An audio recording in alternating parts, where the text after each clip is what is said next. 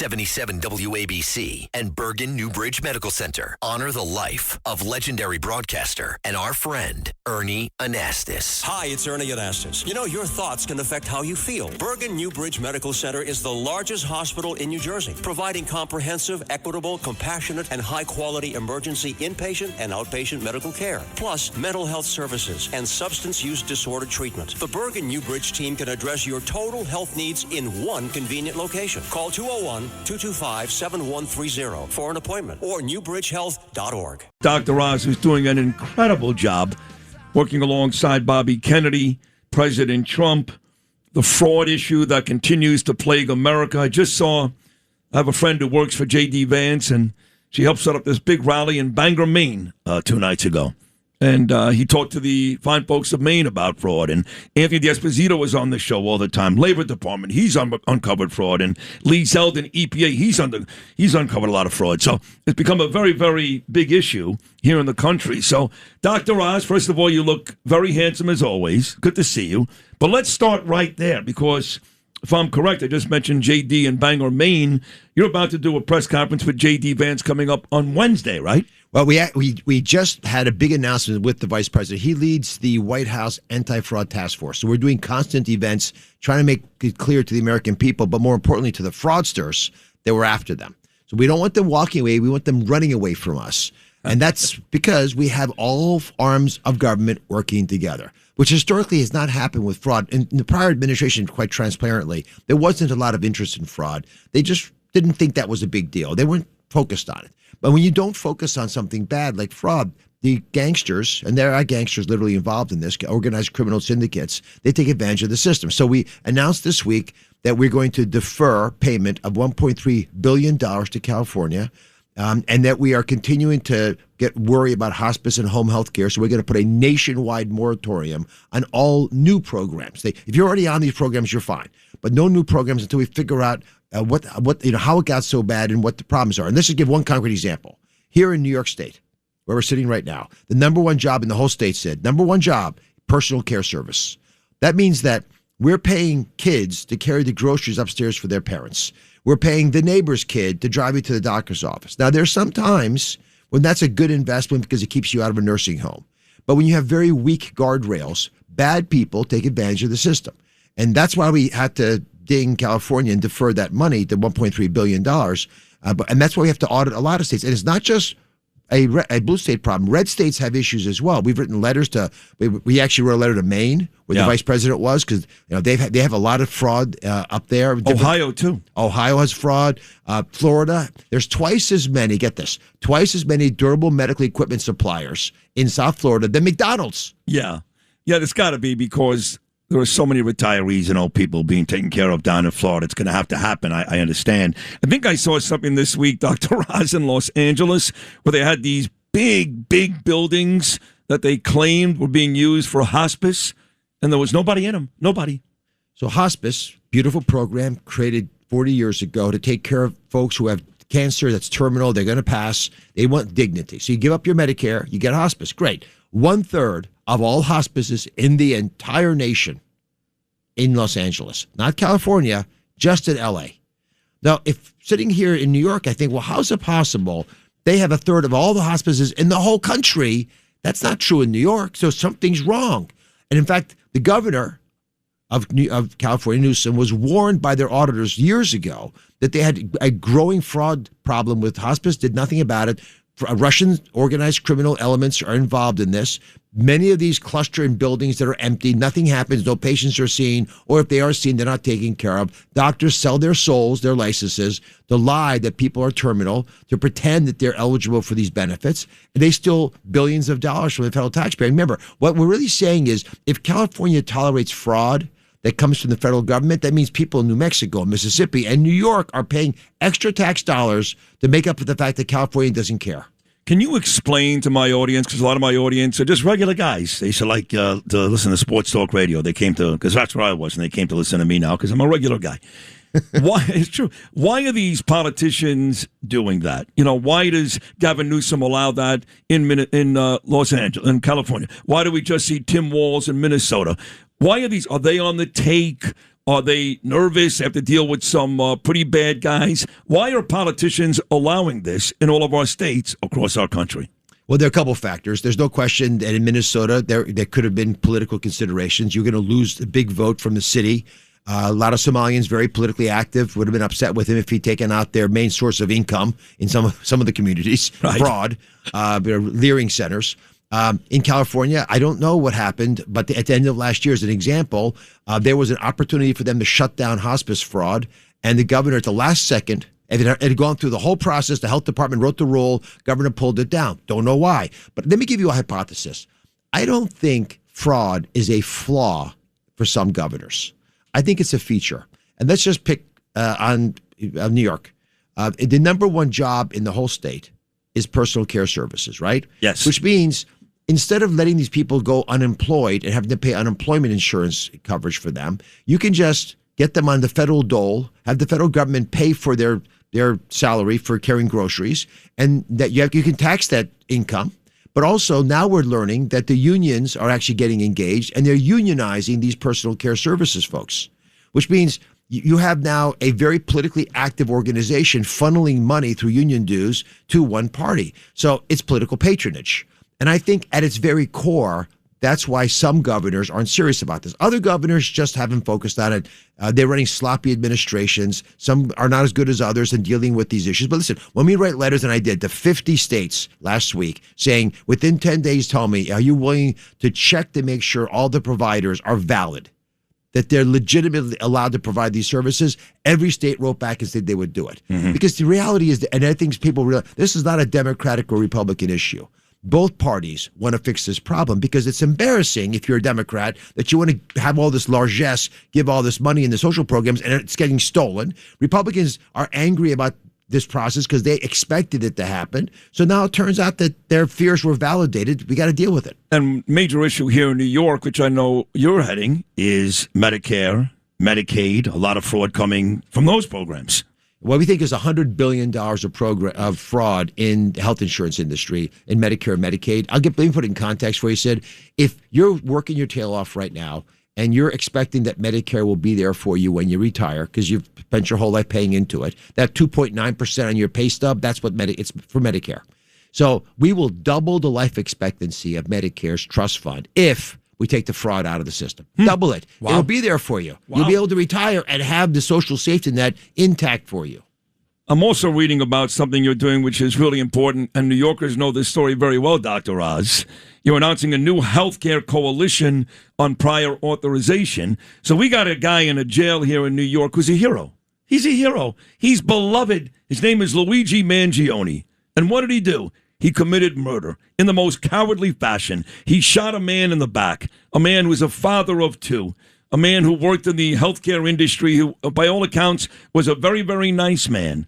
But Luigi was having issues paying his medical bills. He hated healthcare, and he decided that he was going to murder somebody to make sure that justice was done. And again, I'm not kidding you. He's a hero to a lot of New Yorkers.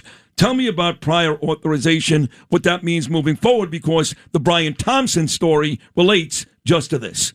Just to finish the story of the psychotic man, Luigi Mangione, the hoodie he was wearing sold out.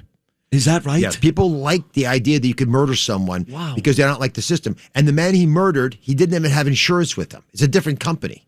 So let's leave that tale behind because it's sordid, unfortunate tale, but it does highlight the anger that many Americans feel about the fact they're having this discussion with their doctor in the office, sacred spot. Doctor says you need this test to figure out if you have cancer. And the insurance company reaches their hand in and says, hold on, Tiger, even though you paid your premiums, we're not sure you're eligible for this test.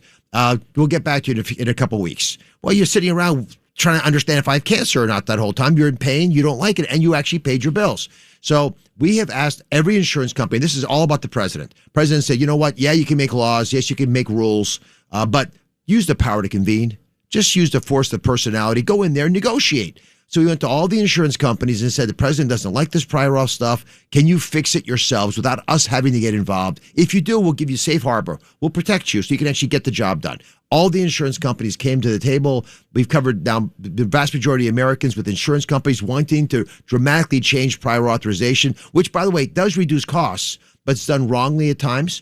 and they've got their part done. This coalition that we announced is getting all the hospitals to join in as well. Because listen, the insurance companies can't do it by themselves. They actually have to have the doctors in the hospitals working with them. Because if I ask you, hey, listen, justify this procedure, and you fax me back the response, you're wasting time. Right. We got to do it all digitally. Everyone's got to get on their game seamlessly. That's why the commitment we're having to the American people by next year is you will have 80% of these prior auths done instantaneously. Like Fantastic. when you go to a bank, you put your card in there, right? You don't wait around. The money comes out. When you go to a coffee. I mean, I got to pay a couple of dollars to take out my own money. That's a whole other story, but go ahead. It's a whole different story, right? But you also, if you go to a coffee shop, right? The barista doesn't, get back to you in 6 weeks if you have the money to buy your coffee. Right. They make the deal right then, or you wouldn't use the transaction. True. That's a very, very good point. I got to tell you, as I'm watching you speak, and, I think you're great, and I love President Trump. I love both you guys. You're telling me that it took Trump and Oz and all you people to figure out that there's money being stolen maybe all over the country and that like programs like this, prior authorization. You're telling me that all these Democrat presidents, Biden, Obama, they had no idea? They couldn't figure out that this is a major issue? We need you guys to figure that out? Where your focus goes, your energy flows. The president wants to cut deals. I'll give you an even better example. Most favored nation drug pricing. 1 in 3 Americans goes to the drugstore to pick up a medication the doctor prescribed for them and leaves empty-handed because they can't afford the medication. So the president said, I know why this is happening, because our drug prices are 3 times higher than any other country on the planet, than the average of the other countries. So we're not going to tolerate that. No mas. And so he got us to go to the drug companies, all the pharmaceutical companies, and say, listen, from now on, we're not going to pay you 3 times more. Global freeloading, it's done. You're going to have to charge the same in America as everywhere else, which means you've got to either charge more there or less here or both. Right. And they actually started doing both. And we will save the American people $600 billion to be, and we did not hurt the pharma companies. The pharma companies they have enough money to innovate, but the grotesque imbalance in payments is now gone. We're not going to pay for everybody else to get medications. Fair. Last couple of minutes, I saw you on TV Tuesday. I spoke to the president Tuesday. You look great. There was about 10 women standing behind Trump, and there you were, Dr. Oz. But it's actually a very important day. He's talking about, obviously, health care for women. I got to tell you this. President Trump had the most sensible abortion policy when he ran last time against the Democrats, whether it's Biden or Harris. He had the most sensible one. Here he is with all these women, right? Health care, IVF, all the fertility needs. This guy's been tremendous for women. And you were there on Tuesday. Tell me about how that went and what the future looks like. President recognizes we have to make it easier for people to want to have kids to have kids. 1 in 3 couples in America underbabied. Is that right? That means that they have no children, or they have 1 and they want to have 2 or more. Well, is that because they don't have the money to have it, or they can't physically do it? It's a combination, but they actually are related, those 2 issues. And here's why. If you can't have a baby and you want to have one, it's really expensive. The medications are a big part of that. So as part of these most favored nation drug pricing, we actually got the major drug that you use for fertility to 1/10 of what it used to be. Because guess what? In Europe, it's 1/10 of what it costs here. So 10% of the cost. So instead of paying $4,000 for the medication, you pay $400 for the medication. You can use the medication to get your follicles ready. You have the baby with in vitro fertilization. So the president recognizes that there's many reasons that might get in your way. By the way, we've authorized these insurance offerings so that you can actually buy insurance to have a baby if you're at work.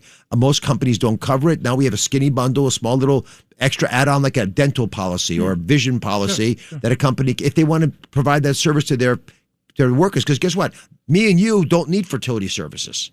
No. Right? So don't waste your company money buying me insurance for fertility. Right. But if my daughter wants to have a baby, she might need that, and that'd be a much different equation. God, you're a hero. I'm so happy that you're part of this administration. I've known you for 15 years. We talked about this last time, to visiting malls in Palm Beach, when you're friends with Oprah and all those things. And You're in a very, very important spot, and you're doing a tremendous job, and Americans and me are very, very proud of you. Thank you so much. Best job I've ever had. I treasure it every single day. Is that right? This is the best job you've ever had? I practiced medicine, obviously, here in New York. I was a heart surgeon. Actually, I was with Roger Altman, who was a patient of mine that he was talking about it this morning on Squawk Box before I came over here. Yeah. But I love practicing medicine, love the job, love being a heart surgeon. I loved hosting the show, which I did right around the corner from here. It's a great show. Yeah, thank you. I enjoyed making it every day. But this is the best job I've ever had because when you see a problem in government, if you have good leadership around you, like a president, vice president who really want to make a difference, and they're brave, then you just move forward. And when I go to the president and say, there's a lot of people don't like if we do this, it's going to upset people. You know what he says? I don't care. I don't care. I got 2 years and 8 months left. I want you to do whatever it takes. He counts the days down. And he calls me up, as you know, at odd hours. If you get an early morning phone call, it's the president. Say, Oz, I was thinking. I said, sir, it's 6 a.m. Yeah, no, I know. I was up. I was thinking. Oh, that's actually late. Usually it's like 3 a.m. when he... I was doing we were having actually a dinner with Howard Lutnick and Marco Rubio and a bunch of folks. And the president calls. It's like midnight. And we're all sort of tired. He's just going. So he has a bunch of things he wants us to do. So we go home. Next morning, I'm doing a TV show. I think it's like 7. It's like right at 7. I do the show. He calls. He goes, I would have done it a little differently. So how are you still up? Like what happened? When do you sleep? He doesn't sleep. He doesn't. And then he gives you the criticism. I love that. He's great, and so are you. I know you got a meeting at 8:30, so thank you for coming in this morning. We love having you here. Please keep coming back and keep up the great work. You're a great American. We love you, Dr. Oz. Thank you. God bless you, Sid. You too. Dr. Oz right there. That was awesome. Man, that was awesome. Great way to start the weekend with my friend Dr. Oz. Thanks for listening to Sid and Friends in the Morning. You can hear Sid and Friends in the Morning weekday mornings at 6. If you like the podcast, share it with your friends and listen anytime at WABCRadio.com and download the WABC Radio app. Hit that subscribe button on all major podcast platforms. Plus, follow WABC on social on Instagram, TikTok, Facebook, and X. See you next time for a new episode so you never have to wonder. What the heck is going on here?